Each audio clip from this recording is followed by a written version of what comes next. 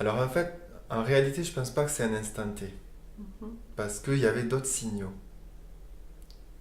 auxquels on est plus ou moins attentif. Donc il y avait des signaux que j'observais moi-même par rapport à mon travail, des signaux extérieurs ou des conditions que je trouvais pas satisfaisantes ou contre lesquelles j'étais en réaction. Donc déjà ces signaux-là, bon, j'étais un petit peu attentif, mais ça ne me paraissait pas une alarme suffisante. Après, il y a les signaux de la famille, hein, de mon foyer, qui me renvoyait des signaux. Peut-être que tu es trop comme ci, ou tu es trop comme ça. Bon. Et là aussi, donc il y a quand même tout un processus qui se met en place où petit à petit, on entend ces signaux. Alors on les relativise aussi. Il y a une forme de déni, hein, on relativise le degré d'urgence ou d'importance du signal. Euh, donc il y avait quand même ce petit aspect déni qui Mhm. fait que je percevais déjà des choses, mais tout en me disant je suis capable de passer au-dessus. Voilà. La prévention par la méditation, ce que ça m'a apporté, c'est qu'au moment où j'ai atteint ma limite, j'ai pu me percevoir moi-même en train de perdre ma limite. C'est-à-dire en train de me dire, ah, je suis en train de décrocher au niveau émotionnel, corporel aussi, hein, parce que j'ai senti comme un petit moment, j'ai eu 30 secondes un peu de paralysie ou de blocage. Et ça, j'ai pu en avoir une perception. Et c'est dans ce sens-là que je pense que ça agit en termes de prévention. Tu vois, quand tu dis observateur, ça me, ça me donne aussi l'image un peu un petit ange gardien. Mhm. Il y avait un petit ange gardien que j'avais mis vraiment en cas de secours, en cas de dernière limite.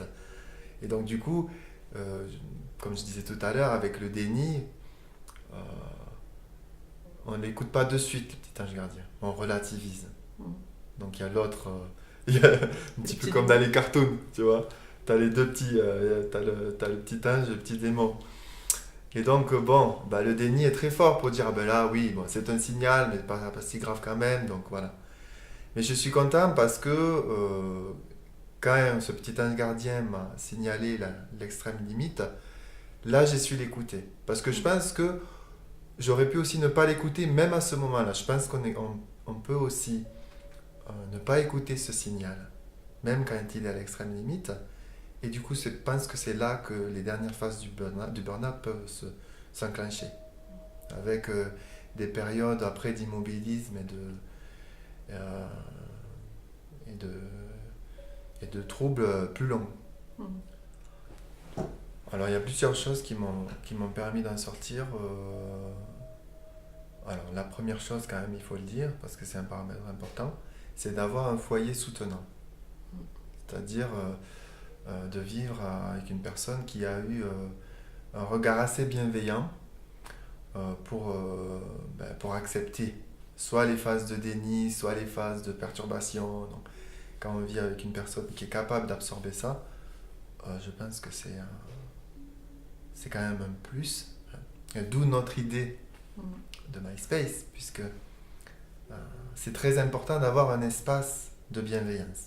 Mhm. Donc si on l'a déjà chez soi, ben, c'est une chance.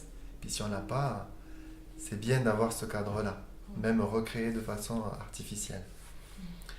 Et ensuite, ce qui m'a aidé ben aussi, c'était mon intérêt aussi pour la philosophie en général, de me nourrir de beaucoup de choses, de beaucoup de lectures, de faire des petites retraites de temps en temps. Donc ça m'a bien aidé. Puis je pense que la troisième chose qui m'a aidé, c'est que je fais des études en ce moment de psychologie positive. Donc il y a tout un tas de petites clés à Mhm. l'intérieur de nous à activer euh, pour partir de suite vers le côté créatif qu'on a à l'intérieur de nous. C'est-à-dire que soit on va glisser sur la pente négative qui va très très vite, hein, parce que c'est une spirale qui s'active de façon très très vite, Mhm. soit on a assez de ressources pour essayer de rebondir de suite et d'utiliser l'énergie du burn-out, qui est une énergie extrêmement puissante, c'est une énergie très forte, essayer de rebondir dessus et d'utiliser cette intensité-là pour investir des côtés positifs qu'on a dans notre vie ou créatifs. Voilà, de ne pas laisser un espace trop négatif nous aspirer. Voilà. Ça qui m'a aidé. Mais bon, j'avais, on va dire, un écosystème qui le favorisait.